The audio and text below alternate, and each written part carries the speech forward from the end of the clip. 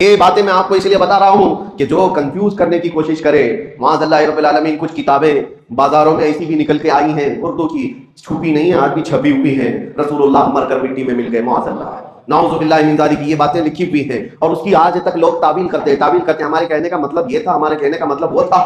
نادان ظالم، کسی کو گالی دے کر کے تو مطلب نکالے گا، کسی کو ماں کو، کسی کے باپ کو کہہ کر کے بعد میں پھر مطلب نکالو گے۔ وہ رسول پاک صلی اللہ تعالیٰ علیہ وسلم جہاں کے متعلق صحابہ کو اللہ فرماتا ہے لا ترفعوا اصواتکم فوق صوت النبی، اپنی آوازیں نبی کی آواز پر بلند مت کرنا، ورنہ کیا ہوگا؟ ان تحبط اعمالکم وانتم لا تشعرون، تمہارے اعمال ضائع کر دیے جائیں گے، تجھے خبر بھی نہیں ہوگی۔ یہ کس کو اللہ فرما رہا ہے؟ ایرے غیرے کو نہیں، صحابہ کو اللہ فرما رہا ہے۔ صحابہ جو امت کے سب سے اعلیٰ انسان تھے، ان کو اللہ فرما رہا ہے نبی کے دربار میں بیٹھو تو آوازیں اونچی نہ کرو ان کے لیے، اور تم کتابوں میں کچھ بھی لکھ مارو اور پھر کہو کہ ہمارا مقصد یہ نہیں تھا، ہمارا مطلب یہ نہیں تھا۔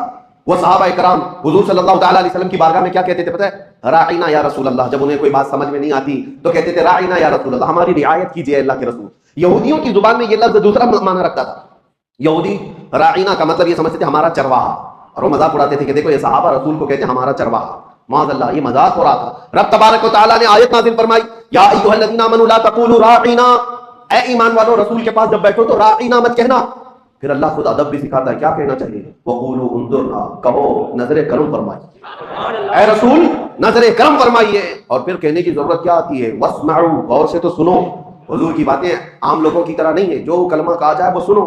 اب پھر جانتے ہو صحابہ کرام ایسا سنتے تھے حضور کی باتوں کو، اور نقل ایسا کیا ہے حدیثوں میں، ایک حرف بھی اگر ادھر سے ادھر ہوا تو صحابہ کہتے ہیں یہ حدیث ہے ہی نہیں، یہ حدیث ہی نہیں ہے۔ اگر حرف بدل گیا، لفظ بدل گیا تو صحابہ کہتے ہیں یہ حدیث نہیں ہے، لفظ بدلاؤ۔ جو رسول اللہ کی زبان سے نکلا ہوا حرف ہے، صحابہ اس کو سنتے تھے اور اسی طرح محفوظ کرتے تھے۔ عزیزان گرامی اوقات، اس دربار عالی جاہ کا ادب اللہ سکھا رہا ہے، اور یہاں لوگ بڑے بھائی کی طرح، کبھی مر کر مٹی میں ملنے کی طرح ایسے برے عقیدوں سے ہماری حفاظت فرما رہی ہے۔ اسی لیے اعلیٰ حضرت امام اہل سنت فاضل بریلوی رضی اللہ تعالیٰ عنہ سے پوچھو، رسول پاک صلی اللہ تعالیٰ علیہ وسلم کا مقام و مرتبہ، انہوں نے کہیں ایک شبہ والا لفظ بھی ایسا ویسا ہو سکتا ہے، نہیں سکتا ہے، نہیں، بلکہ جب بھی بارگاہ مصطفیٰ میں کہا ہے وہ الفاظ استعمال کیے کہ آج بھی عقلیں دنگ ہیں اور حیران ہیں، اور کہا بارگاہ مصطفیٰ میں تیرے تو وصف عیب تناہی سے ہے بری، یا رسول اللہ تیرے تو وصف عیب تناہی سے ہیں بری، حیران ہوں میرے شاہ میں کیا کیا کہوں تجھے، لیکن رضا نے ختم سخن اس پہ کر دیا، خالق کا بندہ خلق کا آقا کہوں تجھے۔